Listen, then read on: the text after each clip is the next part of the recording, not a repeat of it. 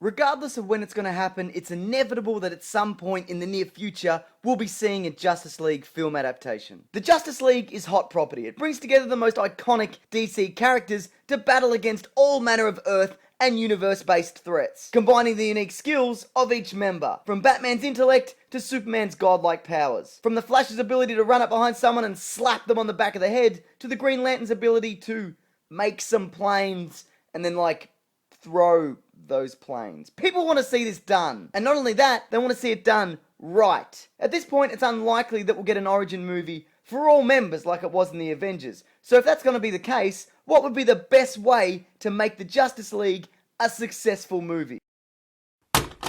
We don't need to see a movie that takes the first 70 minutes to painstakingly introduce every character to each other. I don't need to see Batman meet Aquaman for the first time. They can sort out their secret best friend handshake off screen. Who cares? The first episode of Star Trek wasn't Kirk gathering up his crew in a pickup truck before making his way to the Enterprise. Probably. And Star Wars just starts in the middle of a space battle. It's just bam! Here's your villain, here's your princess, these are some robots. People can make the leap in their minds that things exist before they've seen them. When I see a tree that I've never seen before, I don't go, wow! Is that a fully formed tree that just appeared right now? I don't understand. What's its origin story? I can make the leap automatically in my head that just before now, that tree was a smaller tree. And before that, it was some kind of nut.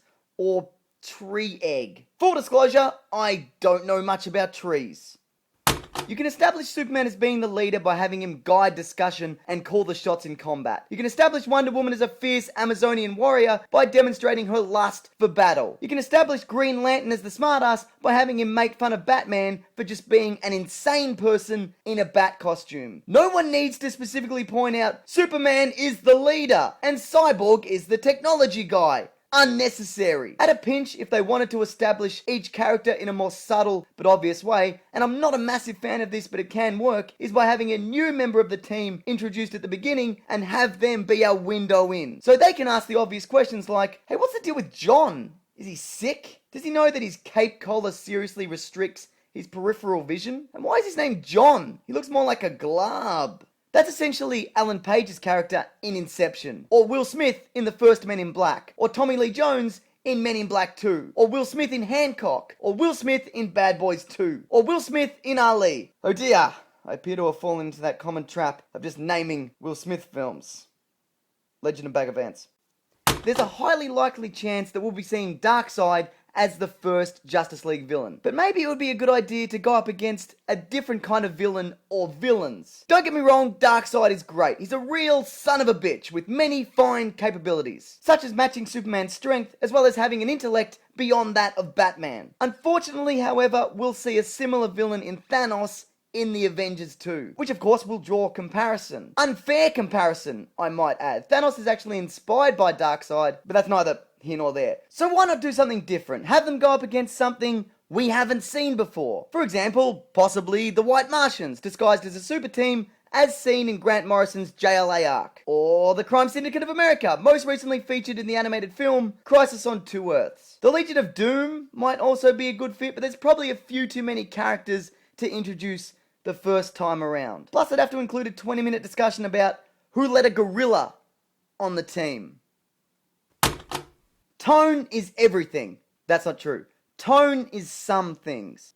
Let's just say tone is important. DC needs to be very careful when selecting a tone, as it will obviously carry on into different films, spin-offs, tie-in comics, and novelizations that only exist to be mocked. Green Lantern made this mistake with its inconsistent tone that I doubt will carry over into, quite frankly, anything. The Amazing Spider-Man is another major comic book movie that falls victim to this. It wanted to be dark and gritty and grounded like The Dark Knight with its somber tone and mechanical web shooters, but the inclusion of a 7-foot-tall CGI lizard monster flies in the face of that. Man of Steel, however, will no doubt be paving the way. It's looking as if we're going to see a more realistic take, relatively speaking of course, on this universe compared to that of Marvel. And if it works and they stick to it, this could very well turn out okay. The Batman scene in the Justice League is a very different kettle of bats to what we've seen previously on film. The Batman of the Justice League is on an entirely different level. He's gone toe to toe with Superman on multiple occasions, taken down an entire team of superpowered Martians, and destroyed Darkseid's physical form. Sure, he was slingshotted through time in the process, but hey, swings and roundabouts. The Justice League Batman makes the combined intellect of the Keaton through to Bale Batman look like a bag of hammers. So basically, don't sit him in front of a computer on a space station with a headset whilst everyone else does the heavy lifting. This is a man whose skills make him good enough to join a team among gods. He's the most dangerous person on the planet, and his character should reflect that.